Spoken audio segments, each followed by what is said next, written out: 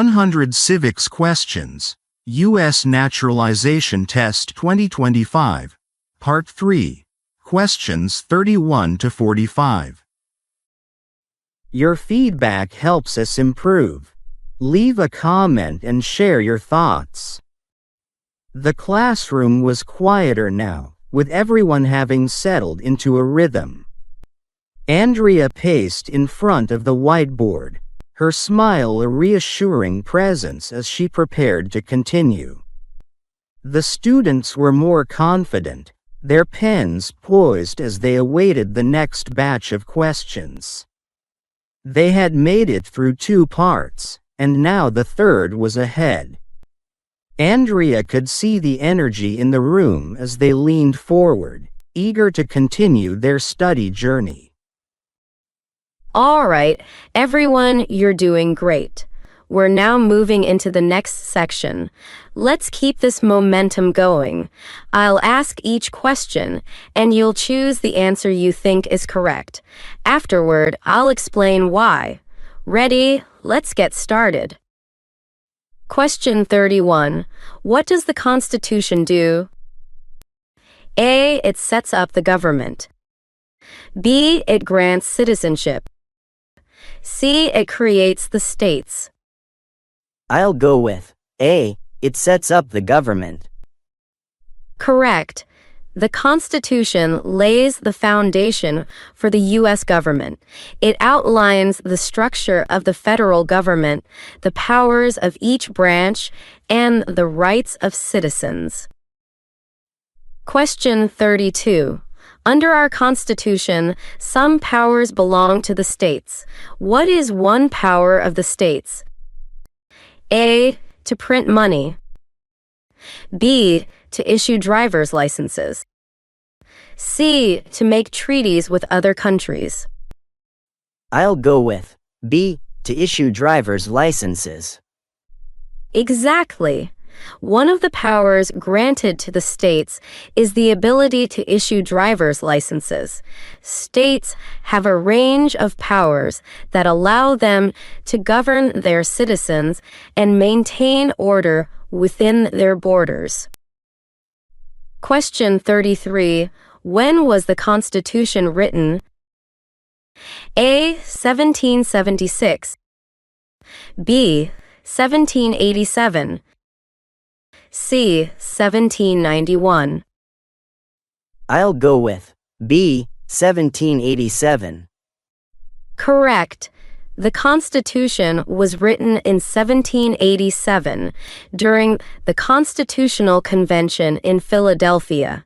It was later ratified in 1788 and went into effect in 1789, creating the framework for the U.S. government. Question 34. Name your U.S. representative. A. This answer depends on where you live. B. Nancy Pelosi. C. John Roberts. I'll go with A. This answer depends on where you live. That's right. Each U.S. representative is elected to represent a specific district. So, your U.S. representative will vary depending on where you live. Question 35. What did the Emancipation Proclamation do?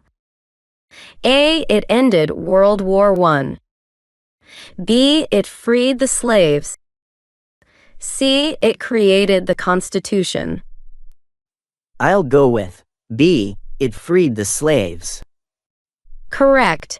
The Emancipation Proclamation, issued by President Abraham Lincoln in 1863, declared that all slaves in Confederate-held territory were free. It was a significant step toward the abolition of slavery in the U.S. Question 36. Where is the Statue of Liberty? A. New York Harbor. B. Washington, D.C. C. San Francisco Bay. I'll go with A. New York Harbor. Correct. The Statue of Liberty stands in the New York harbor, welcoming immigrants to the United States. It was a gift from France to the U.S. in 1886, symbolizing freedom and democracy. Question 37. When do we celebrate Independence Day? A. July 4th. B. August 15th. C. November 11th. I'll go with A. July 4th. Correct. Independence Day is celebrated on July 4th each year to commemorate the adoption of the Declaration of Independence in 1776. Question 38. Who was the first president? A. George Washington. B. Abraham Lincoln. C. Thomas Jefferson. I'll go with A. George Washington. Exactly. George Washington was the first president of the United States, serving from 1789 to 1797. He played a key role in the founding of the country and set many important precedents for the office of president. Question 39. Name two national U.S. holidays. A. Christmas and New Year's Day. B. Labor Day and Memorial Day. C. Thanksgiving and Independence Day. I'll go with A. Christmas and New Year's Day. Correct. Christmas and New Year's Day are two of the major national holidays in the U.S. celebrated across the country with traditions and gatherings. Question 40. What are the two parts of the U.S. Congress? A. The House of Representatives and the Senate. B. The Senate and the Executive. C. The House of Representatives and the President. I'll go with A. The House of Representatives and the Senate. Correct. The U.S. Congress consists of two parts, the Senate and the House of Representatives. Together, they make the laws for the country. Question 41. Under our Constitution, some powers belong to the federal government. What is one power of the federal government? A. To create local governments. B. To print money. C. To issue driver's licenses. I'll go with B. To print money. Correct. One of the powers of the federal government is to print money. This is a responsibility managed by the U.S. Treasury and Federal Reserve. Question 42. What is one thing Benjamin Franklin is famous for? A. Being the first president. B. Being a U.S. diplomat. C. Leading the American Revolution. I'll go with B. Being a U.S. diplomat. Correct.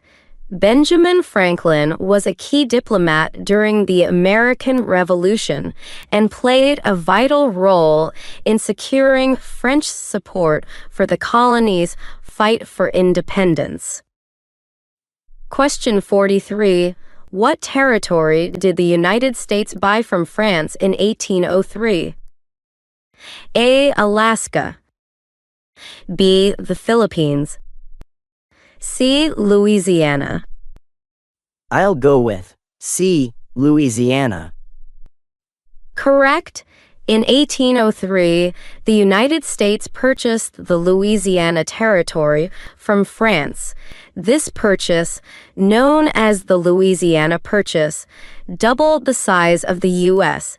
and opened up the western frontier for exploration and settlement. Question 44. Why does the flag have 50 stars? A. Because there are 50 states. B, because there are 50 territories. C, because there are 50 presidents. I'll go with A, because there are 50 states. Correct. The 50 stars on the flag represent the 50 states of the United States. Each star symbolizes one state in the Union. Question 45. Name one state that borders Mexico. A, Texas. B, California. C, Florida. I'll go with A, Texas. Correct. Texas shares a border with Mexico, as do California, Arizona, and New Mexico. The U.S.-Mexico border is a significant geographic feature of the southwestern United States. Well done, everyone. You've just completed the next set of questions. You're doing amazing. Keep up the hard work. We'll be wrapping up soon, but you're almost there. The students exchanged excited glances, feeling a sense of accomplishment as they prepared for the next phase of their studies. The room buzzed with positive energy as Andrea wrapped up the session, confident that her students were on the right track.